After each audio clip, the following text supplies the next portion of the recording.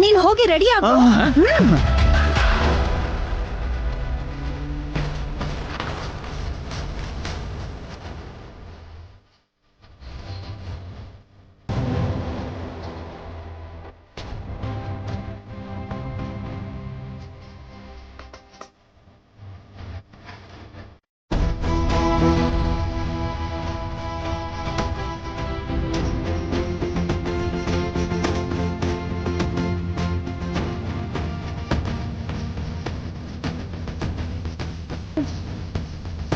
ಬೆಳಿಗ್ರಾಜಿ,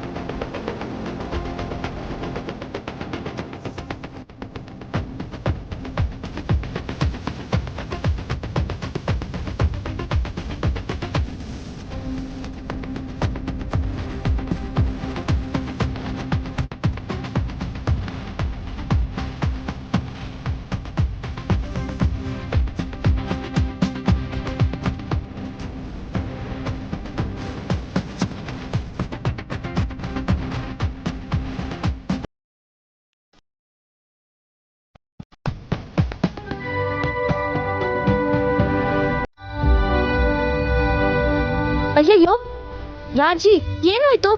ಕಾಲ್ಗೆ ಆ ಕಟ್ಟೇನು? ಏನಮ್ಮ ಹಾಕಿ ಸ್ಟಿಕ್ಕರ್ ಏನಾದ್ರು ಹೊಡ್ಕೊಂಡ್ಬಿಟ್ಯಾ?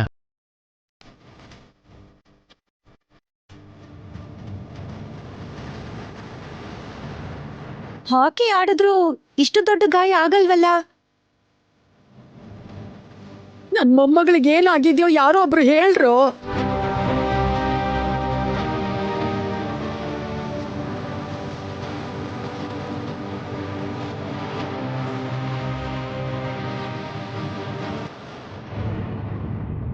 ರಾಜಿಗೆ ಆಕ್ಸಿಡೆಂಟ್ ಆಗಿದೆ.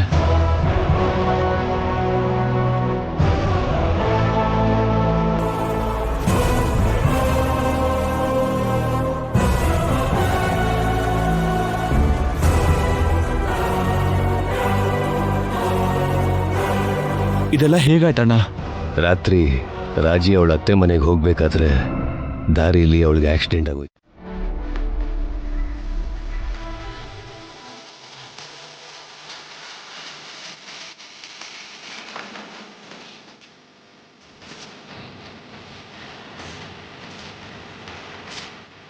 ಏನ್ ಬಾವ ಟೈಮ್ ಎಲ್ಲ ನೋಡ್ತಿದ್ದೀರಾ?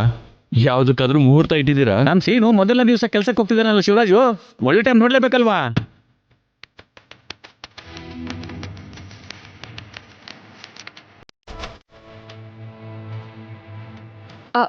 ಆದ್ಯ, ಸೀನು ಮಾವ ಆಫೀಸಿಗೆ ಹೋಗ್ತಿದ್ದಾನೆ. ಇನ್ನೊಂದ್ ಸ್ವಲ್ಪ ಚಟ್ನಿ ಹಾಕ್ಲಾ? ಇಡ್ಲಿ ಚೆನ್ನಾಗಿದ್ಯಾ? ಇನ್ನೊಂದು ತಿಂತೀಯಾ? ಆದ್ಯ, ನನ್ನ ಮಾತುಗಳು ಕೇಳಿಸ್ತಾ ಇಲ್ವಾ ನಿಂಗೆ? ಕೇಳಿಸ್ಕೊಳ್ಳೋ ಅವಶ್ಯಕತೆ ಇಲ್ಲ.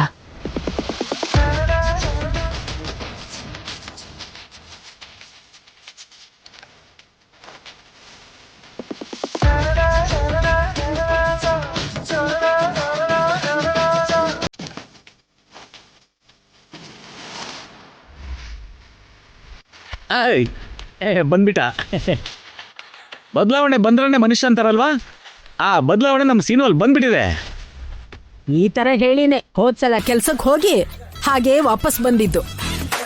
ಪ್ರತಿ ಸಲನೂ ಹಾಗಾಗೋದಿಲ್ಲ ಅತ್ತೆಮ್ಮ. ಈಗ ನಮ್ಮ ಸೀನುಗೂ ಟೈಮ್ ಬಂದಿದೆ. ಆರ್ತಿ ತಟ್ಟೆ ಜೊತೆ ನಾನು ಕೂಡ ರೆಡಿ.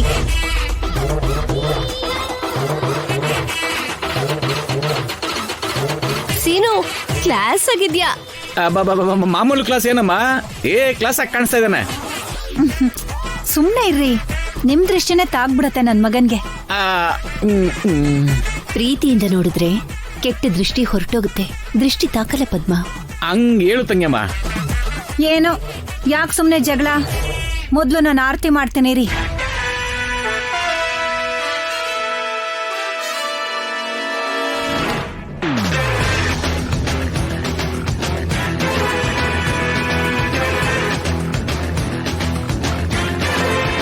ಇಷ್ಟು ವರ್ಷ ಆದ್ಮೇಲಾದ್ರೂ ನೀನು ಉಪಯೋಗಕ್ಕೆ ಬರ್ತಾ ಇದ್ಯಾ. ನೀನ್ ಹೀಗೆ ದಿನೇ ದಿನೇ ಅಭಿವೃದ್ಧಿಗೊಂಡು ಆದಷ್ಟು ಬೇಗ ನಿನ್ ಬಾಸ್ಗೆ ಬಾಸ್ ಆಗ್ಬೇಕು.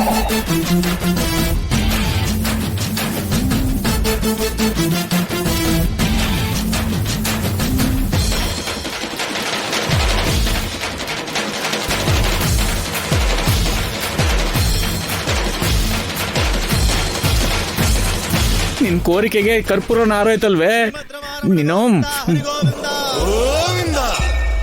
ಆದ್ಯ ಇಂಥದ್ ಮಾತ್ರ ಚೆನ್ನಾಗೇ ಕೇಳ್ಸತ್ತೆ. ನೀನ್ ತಿನ್ನು.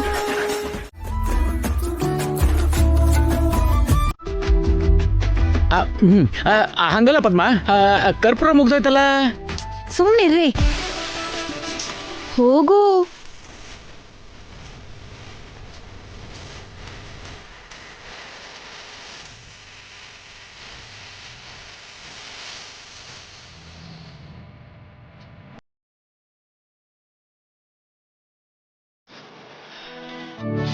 ಥ್ಯಾಂಕ್ಸ್.